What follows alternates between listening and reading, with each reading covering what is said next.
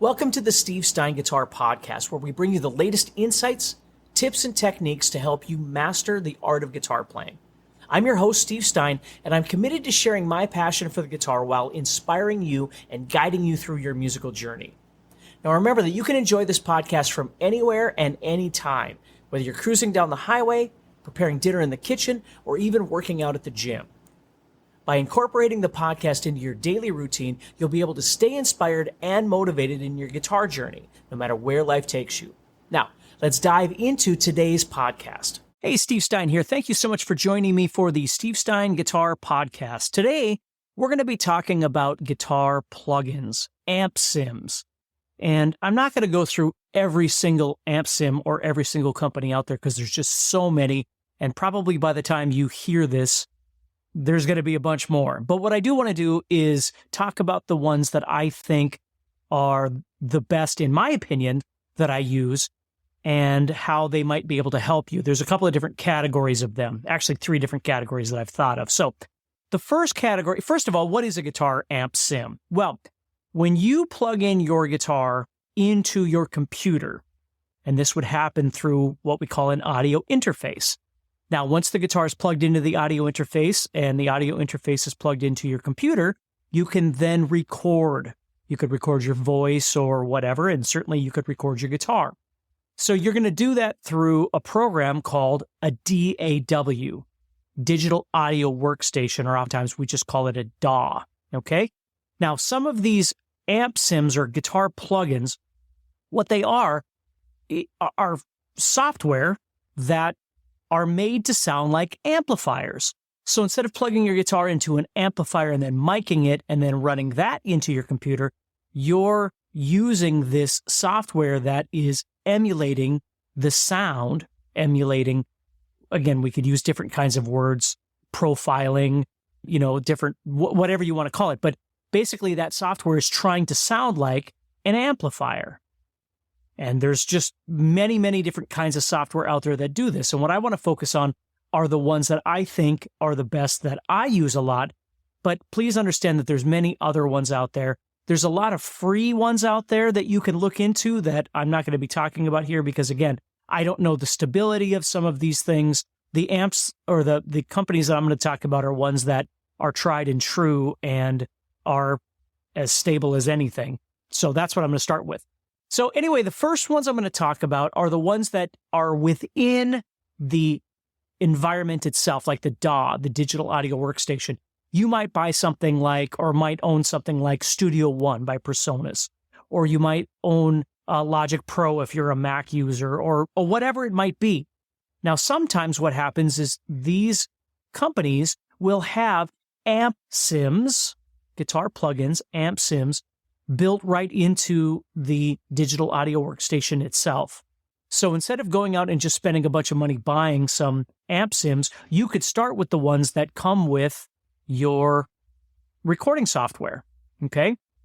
Now, the recording software that you have, you might have a free version and that doesn't come with those. So you need to move to a paid version that does come with those. I mean, I don't know what you use, obviously, but that's a great place to start, is just seeing what your DAW might already have inside of it for an amp sim, okay, or a guitar amp plugin. So now let's move on to some companies. The first one I'm going to talk about is a company called Neural DSP, Neural DSP. Now this company makes a lot of different amp sims, and they're all really, really good. From actual amps, like they have a Mesa Boogie one. Let me see what else I have installed on my computer here while I'm talking to you. Let's see here. There we go. They have a Soldano one. They have some that are based off Fortin amplifiers, if you know who Mike Fortin is. They have an Omega one for AmpWorks Omega, which is pretty cool. They have lots of different ones that are based off an actual amplifier. Then they have these archetype ones that are based off players and the tones of players. Stuff like John Petrucci. There's one for Nolly. There's one for Gojira, the band Gojira, if you know them. There's one for Corey Wong. There's just all kinds of different ones again. So they have specialized ones for amplifiers, and then they have ones for tones of certain players. And I really like the Neural DSP stuff. So it's just, again, it's not the cheapest stuff on the planet, but it sounds really good. And most of the time with those, you're going to get, maybe a couple of different kinds of amplifiers built into it. Even if you got the Mesa Boogie one, there's a couple of different Mesa Boogies that you can dial in sounds with. The next one up I'm going to talk about is Bogren Digital. And they make these really simple one knob ones that work great. There's one for a Mesa Boogie, and there's a bundle that just came out not too long ago for Eddie Van Halen style amplifiers. So 6505, the newest the EVH3 before Eddie passed away, and the 5150. And those are really great because they're super easy. If you're looking for something really easy to dial in and get a great tone, they don't come any easier than that. The next up, the ones I'm going to talk about next are the STL Tones. Now, STL Tones makes a ton of really great stuff too. They have different subscriptions where you can get this thing called an amp hub, and all it is a bunch of different amp heads. And then there's cabinets and stuff too. But you dial in your own tones. And then they have one called Tone Hub, which is all these different players that they have different sounds available for those. And then they also have, what are these ones called? Tonality. So like they, again, depending on when you listen to this podcast, they just came out with one not very long called the Josh Middleton, which is absolutely amazing. Just absolutely amazing tones. But they have a bunch of different stuff. So that's another one to check out. There's another company called ML Sound Lab. And ML Sound Lab makes a bunch of really great stuff too. Miko over there just makes a bunch of really great sounding stuff. And then, of course, there's Positive Grid. And the next batch I'm going to get into here are more for multi options for amps. So these companies have lots of different amps to choose from, lots of different heads, lots of different cabinets, different pedals, different things like that you can choose from. Where the ones that I, mentioned before are a little more specified. So you're not dealing with, 50 different amp heads that are available in this one piece of software. Now we're getting to that. So Positive Grid has the Bias Amp 2 at the time of this recording and the Bias Effects 2. Now the Bias Amp 2 is a little more raw guitar tone, profiled, captured kind of tone. The Bias Effects 2 has all kinds of different stuff, including the amps, but as well as a bunch of different pedals and different things like that to dial in and sculpt your tone. Both of them are really, really great. The Bias Effects 2 is by far the more popular of the two. You can get it on your computer, you can get it on your phone or your iPad or whatever it might be, different things like that. And then they have hardware that connects to it, and you can use that software along with the hardware that they sell as well. And then we move on to IK Multimedia. Now, IK Multimedia makes a very popular program called Amplitude. Amplitude 5 is where we are right now. But they've just recently come out with something. Last year, they came out with something called ToneX, which is just amazing too. And both of these, again, I don't want to get into massive detail with these things, but ToneX does tone capturing. So you can actually take and capture the sound of a guitar amp that you own or something like that, or you can get tones from other people, different stuff like that. But both amazing products. Then we move on to Native Instruments, which has Guitar Rig. Now, I'm going to be honest with you. There was a time when Guitar Rig was kind of the bomb for me. It was really, really cool, but I don't think it's stood the test of time as well as some of these other things.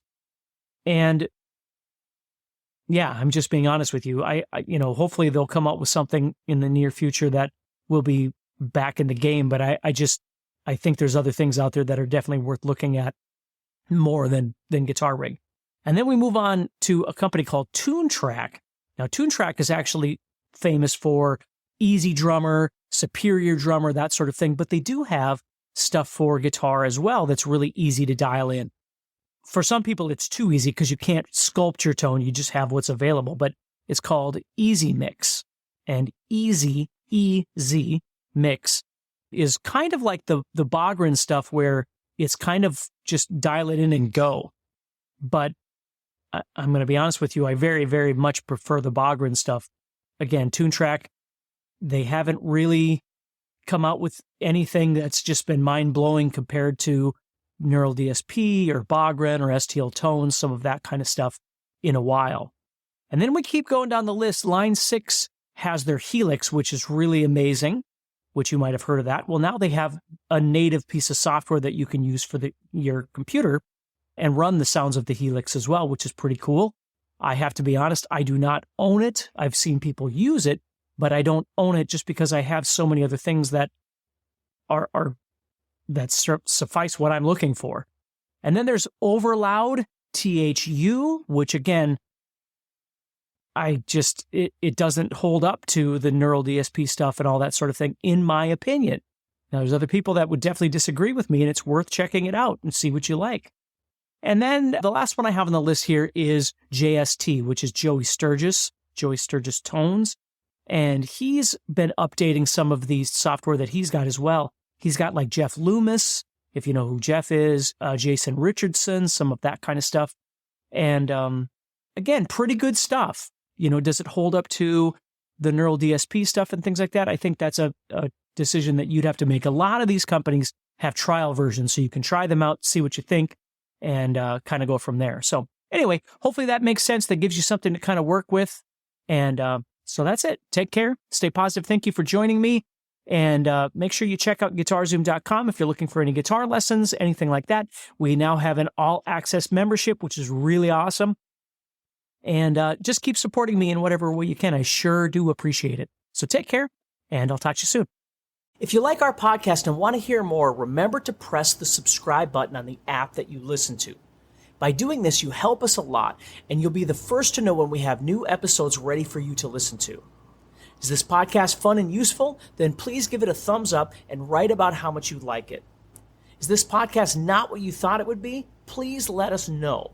This helps us to make our podcast better and helps more people who love guitar find it as well. So don't forget to subscribe, like, and tell us what you think.